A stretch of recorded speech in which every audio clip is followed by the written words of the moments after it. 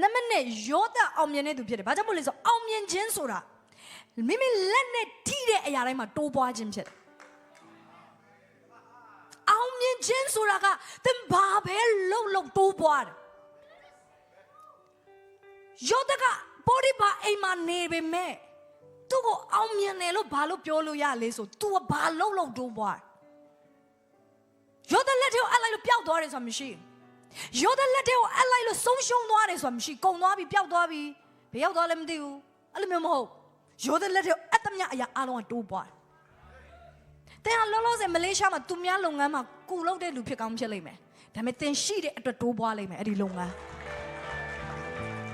သင်ကလောလောဆယ်မှာအသင်းတော်မှာ volunteer လုပ်တဲ့လူပဲဖြစ်ကောင်းဖြစ်လိမ့်မယ်ဒါပေမဲ့သင်ရှိတဲ့အတွက်အသင်းတော်ဟာတိုးပွားမယ်ကောင်းကြီးရ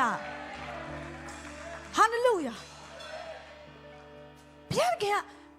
အောင်မြင်စေတယ်ဆိုတာအဲ့ဒါဖြစ်တယ်ဘာလုံတိုးပွားဘယ်နေရာမှာဖြစ်ဖြစ်ဒါပေမဲ့ယောသဘနဲ့အငယ်3ကနေ5မှာအားလုံးသူကဖတ်ရအောင်အငယ်3ကနေ5ကပ္ပဦးကျမ်းခန်းကြီး39အငယ်3ကနေ5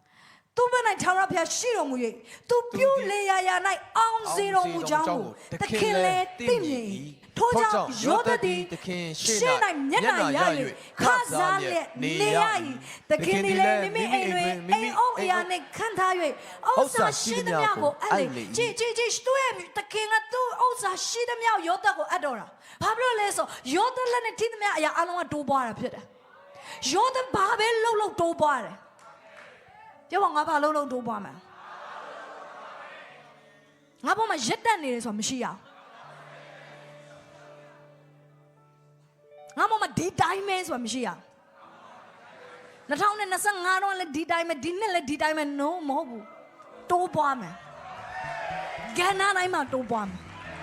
hallelujahထို့သောအင်းနဲ့ဥစ္စာရှိသမျှအုပ်စိုးစေသည့်ကာလမှာစ၍ထာဝရဘုရားသည်ယောသအတွက်ထိုအေဂုတုတာ၏အိမ်ကိုကောင်းချီးပေးတော်မူသဖြင့်ပေးတော်မူသောကောင်းချီးမင်္ဂလာသည်အတွင်းအပြင်ဥစ္စာရှိသမျှအပေါ်မှာလည်းတိတ်ရောက်လေယောသအောင်မြင်တဲ့သူဖြစ်တယ်ဘာကြောင့်မို့လို့လဲသူရှိတဲ့နေရာမှာလူတွေလည်းကောင်းချီးခံစားဥစ္စာအတွင်းအပြင်ရှိသမျှအတွင်းဆိုတာသင်စိတ်နှလုံးဖြစ်တယ်။တရား multiply ဖြစ်လိမ့်မယ်။ mature ဖြစ်လာမယ်။ရင့်ကျက်လာမယ်။ဒါပေမဲ့တရားအတွင်းမဲ့ရင့်ကျက်ရုံမကအပြင်မှာလည်းတိုးပွားလိမ့်မယ်။အတွင်းအပြင်ပြောပါအတွင်းအပြင်ဥစ္စာရှိသမျှ hallelujah အကျိုးခရီးနေကကိုယ့်ကိုအတွင်းမဲ့ကောင်းကြီးပေးတာကျွန်တော်တို့ရင့်ကျက်တယ်ကျွန်တော်တို့ကရောက်ရဲတယ်တီးခံနိုင်တယ်အမေအပြင်မှာကြောက်မတိုးပွား no ဖေရတဲ့တဲ့ကောင်းကြီးပေးရင်တပိုင်းမဲ့ကောင်းကြီးပေးမှာမဟုတ်ဘူးတဲ့ဝိညာဉ်မဲ့ကောင်းကြီးပေးမှာမဟုတ်ဘူးတဲ့ခန္ဓာရောစိတ်ရောဝိညာဉ်ရောကောင်းကြီးပေးမှာဖြစ်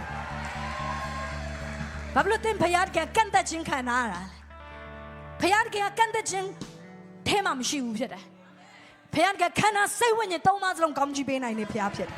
အတွင်းပြင်ဥစ္စာရှိသမျှအပေါ်မှာတက်ရောက်လေတိုးပွားမယ်ဟာလေလုယာ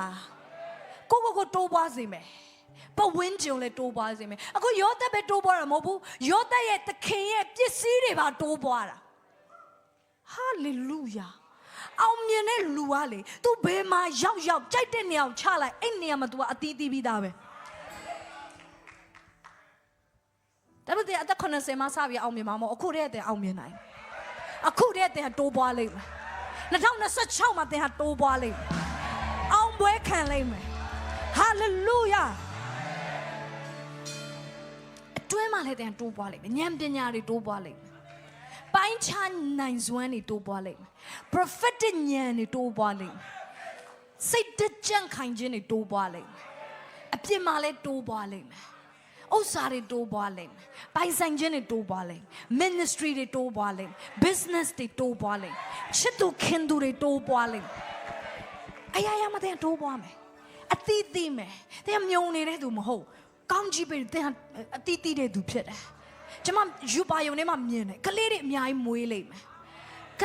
လေးအများကြီးမွေးရဆိုကလေးဒီ baby ပဲမွေးတာမကောက်ဘုရားကတင့်ကိုအသက်တွေမွေးဖွားစေတဲ့ရဲ့ generation နဲ့မွေးဖွားလာမယ် တဲ့အနာဂတ်တွေမွေးဖွားလာဖခင်က birthing season ကလေးမွေးတဲ့ကာလရောက်ပြီလို့ပြောတယ်အသက်တော်ရတယ်မွေးဖွားမယ် hallelujah အောင်မြင်ခြင်းကဘာလဲအောင်မြင်ခြင်းဆိုတာကိုလက်နဲ့ထိတဲ့အရာတွေမှာတိုးပွားခြင်းဖြစ်တယ်နံပါတ်3အောင်မြင်ခြင်း